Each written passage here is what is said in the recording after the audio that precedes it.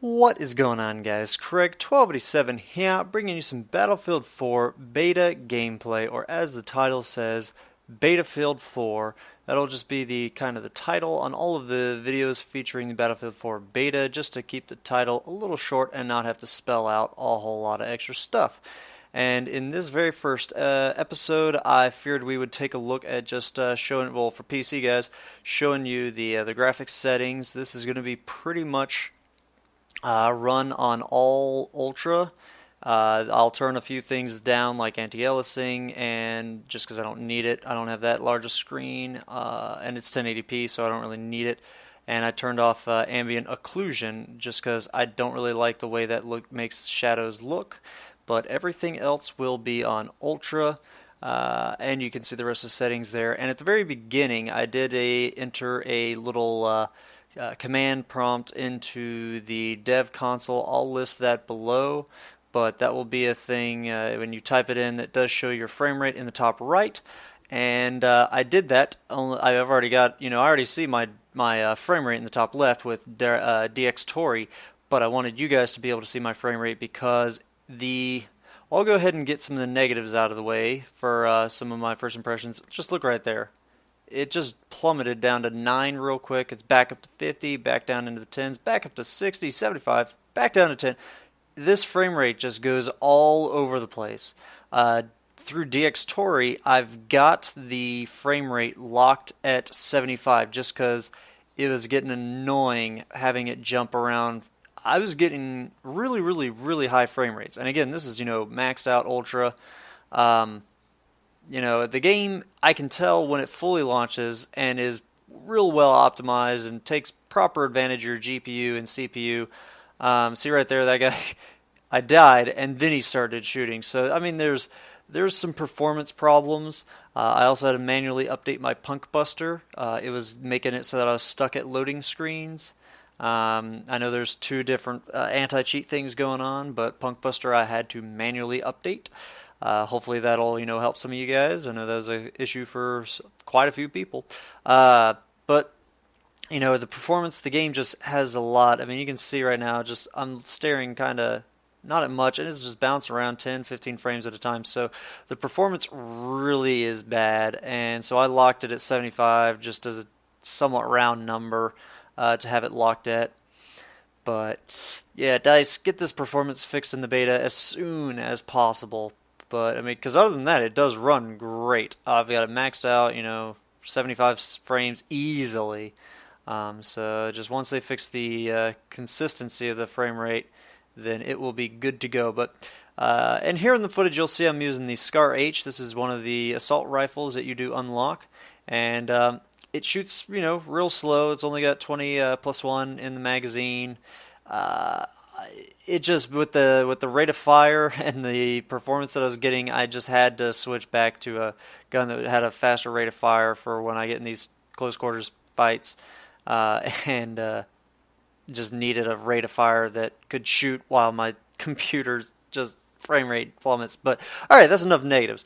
Let's get into the positive things that just neat little things that I've noticed, and just neat little things that I liked so far. The lean mechanic, it's very cool, and it doesn't accidentally get in the way a lot. I remember in Battlefield 3, whenever I had a weapon that had a bipod on it, it could accidentally deploy sometimes. I would want to stand still, to improve my accuracy, and I would want to ADS to improve my accuracy.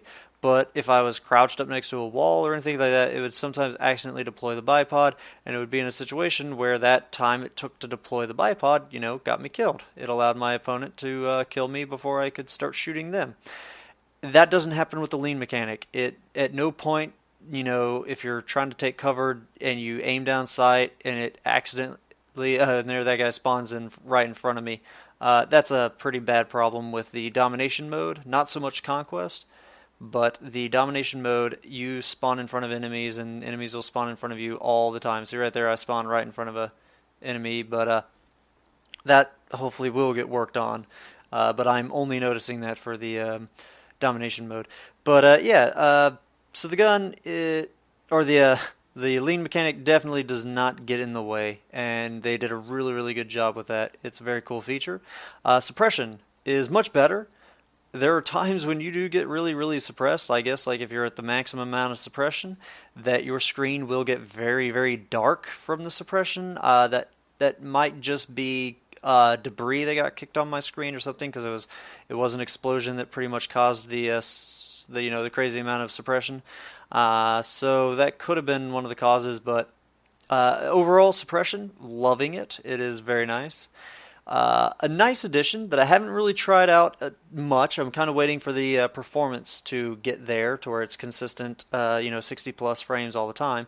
There are 3 colorblind modes, and if you guys, some of you have noticed, many people have asked on my videos for Battlefield 3, I did use the colorblind mode. No, I'm not colorblind. I actually have very good vision when it comes to color blindness. But the colors that they used, I preferred. They kind of popped more. They stood out a lot more when there were different backgrounds and things like that. It just, every little millisecond it helps your eyes to identify and send the data to your brain that, this is an enemy, this is a squad, this is, whatever. All that helps. So I will probably at some time get a video out completely dedicated just to looking at the normal mode and then comparing the 3 colorblind modes. And as to which ones I think pop the most, that third one I probably won't use because enemies are colored as green, and just my mind is trained, for modern day shooters these days, that green is a good thing that you don't want to shoot at. So I probably won't use that just because it'll mess with my brain too much. But hopefully the other 2 will have some colors that pop well. Chatting in between rounds. That is a very cool thing that used to exist in Bad Company 2. They took it away for Battlefield 3. I have no clue why they never did patch it in. It seemed like it would have been a simple thing. But we can now patch between rounds during the downtime. So that's just really cool. You can actually say GG after a game before the game actually ends. You don't have to wait till then.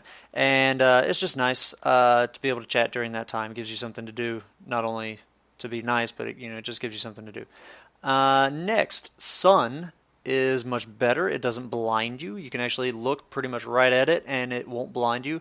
Yeah, it'll hinder your sight a little bit if you're looking up at people on like hilltops or rooftops. It'll get in the way there, but for the most part, it is not just blindingly bright, even if you're looking somewhat away from it. So very nice about that. Blue tint is gone. That helps as well in terms of just the visual, aesthetics of the game. And now as for some of the points for the classes, not too much has changed. Obviously, the biggest things are with the assault class and the revive system. Now, I don't want to touch too much on the healing system and ammo system because I think they're kind of bugged. The bags that you throw out kind of fall through the map.